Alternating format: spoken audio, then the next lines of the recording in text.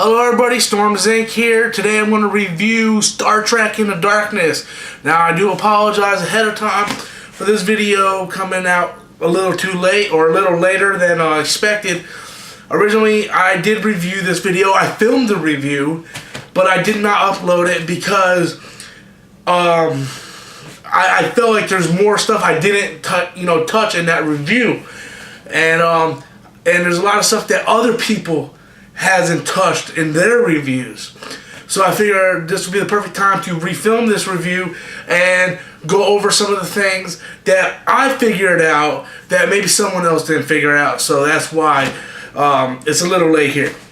First of all, this video is going to be very spoiler heavy, so if you haven't seen the film, I do recommend that you press the pause button and come back to this review afterwards after you see the film. So with that said, Star Trek Into Darkness, I liked it a lot. This movie I had a lot of fun with. When I do this review, come later on in this review, it's going to seem like I didn't like the film because the way I kind of pick it apart. But in actuality, I really did. I enjoyed this film. For the whole, 2 plus hours that I watched this film, I had a great time. I enjoyed myself. Unlike Iron Man 3, which I couldn't wait to get out of the theater with Iron Man 3. That movie disgusted me. This movie had great action, great character development, great acting, and it had great humor when the humor was needed. With that said, I did enjoy the film. I do recommend others to go see this film, especially if you're a Star Trek fan.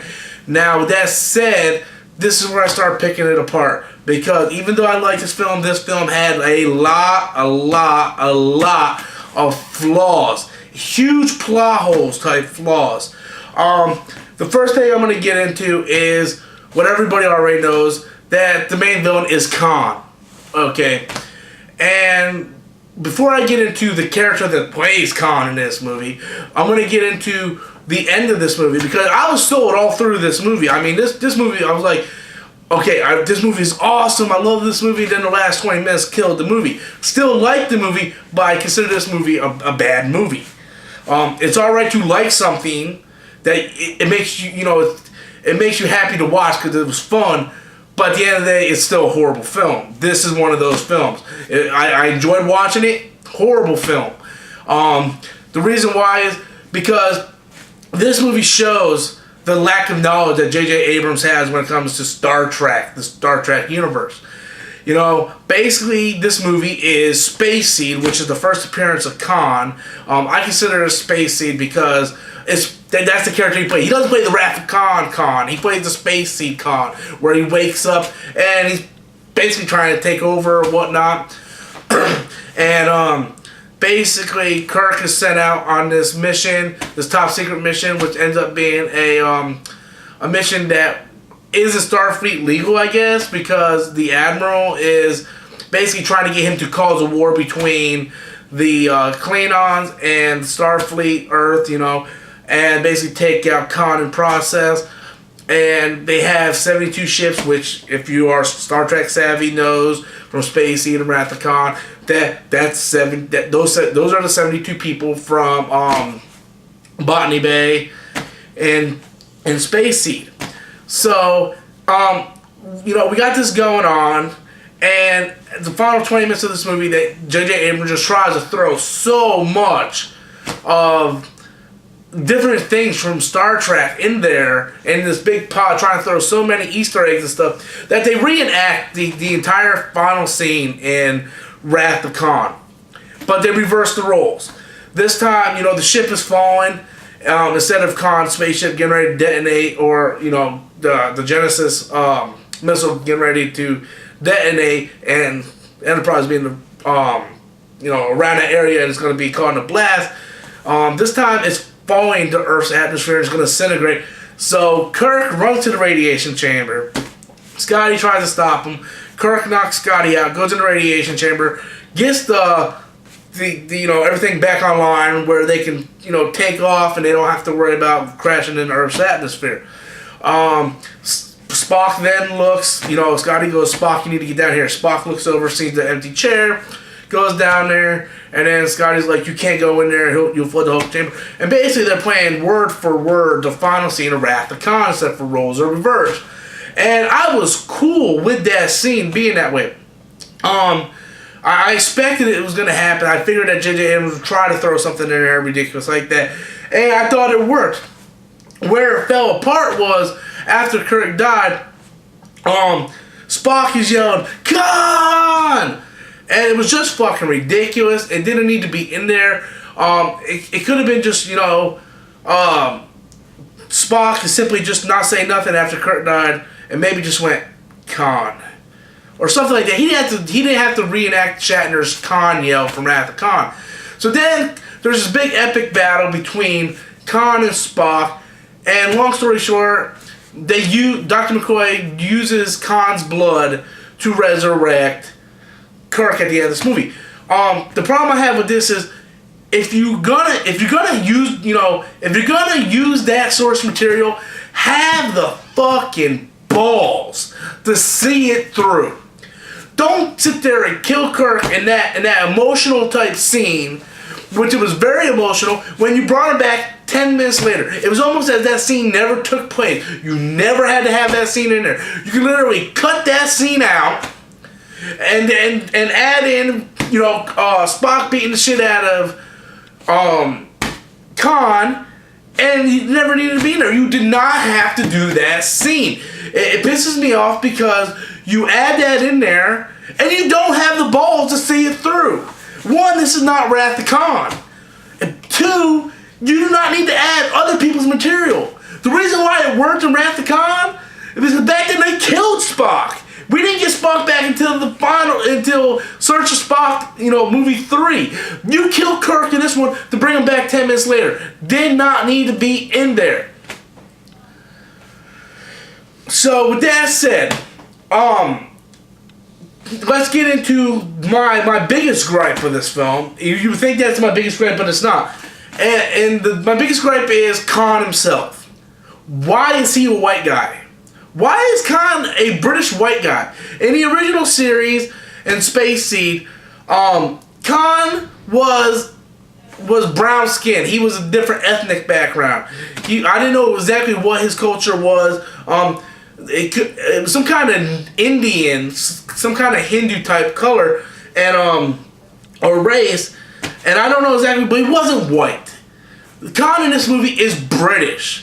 So this leads into a huge plot hole. And I know what you're thinking. Well, it's a different timeline, so Khan is different. But that's where you're wrong. I made a timeline.